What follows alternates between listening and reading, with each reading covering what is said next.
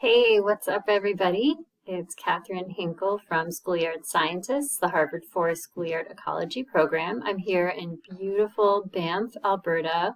As you can see, no, I'm just kidding. I'm at Harvard Forest. I don't know what this background is. It was automatic. But I wanted to record a quick screencast on submitting data for the Our Changing Forest protocol. I made one for Buds Leaves Global Warming. But I wanted Our Changing Forest to get a little love and walk you through some of the details. So I recently collected some data here at our Changing Forest plot site here at Harvard Forest. And it's time for me to submit some data, so this is a great time for me to show you what you do. So you guys at this point will have you have your account for the website. You have your field site because you've told me you're a school and I've created your code and I've linked your name to the school and you're ready to go. So we go to submit data. If you're not already logged in, this will be where it prompts you to log in or make your account. We will select Changing Forests, submit, and we already have a field site created, and I haven't done a site survey in a couple years, so I will probably add that in later on. That'll be a separate video though. All right, so we go to enter measurements. So I am at Harvard Forest. My name is Hinkle. I'm going to be entering data. We actually have 8 Our Changing Forest plot sites, and I'm just going to be focusing in on the first one today.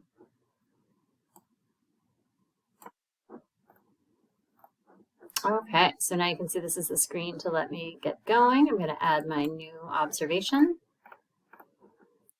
So I actually made this, this data was collected back in August, and I was a little lazy about getting it uploaded. Please don't tell Katharine on me.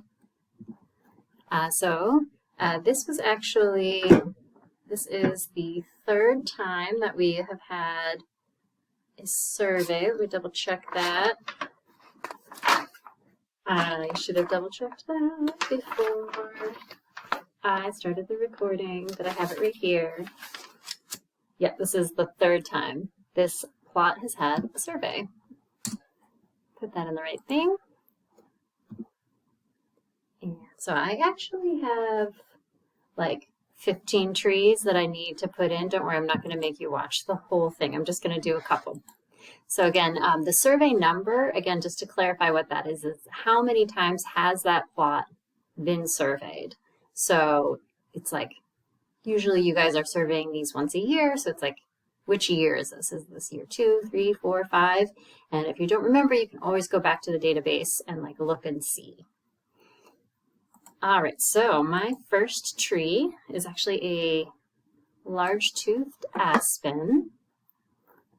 So let me go up to here. There we go. It's a lovely big tree. It is alive, and it is actually a honkin' 43.5 centimeters at for its diameter at breast height. I don't want to delete that record. I know I feel good about it. Survey 3, tree 1, large-toothed aspen, living, and the DBH. Now you can see here this is my little holding pattern. It's in a little holding pen. You can still edit it at this time. And then you just go back to make new observation and put in your next tree. And you'll put in an observation. Each tree gets its own observation. So again, I went on August 9th. Survey 3 of this location, tree ID number 2. And it was a white oak. It is sadly dead. Sorry, white oak. And it is diameter of breast height 6.9 centimeters. Then submit, and you'll see this is added to my holding pen. Once you've added all of the trees that you need for that particular survey, whether it's 12 trees, 50 trees, however many trees are in your plot, that's when you double check your numbers before you log out, things look good, it's what you expected, and everything cross-checks, that's when you send me an email and say, all right, Catherine, I got my data in for the fall, and I will take it a look over. Our data manager will look it over, and then we will get it up into the database and ready for your use. And that is entering data for our changing forests on the database. Awesome. Have fun out there. Bye.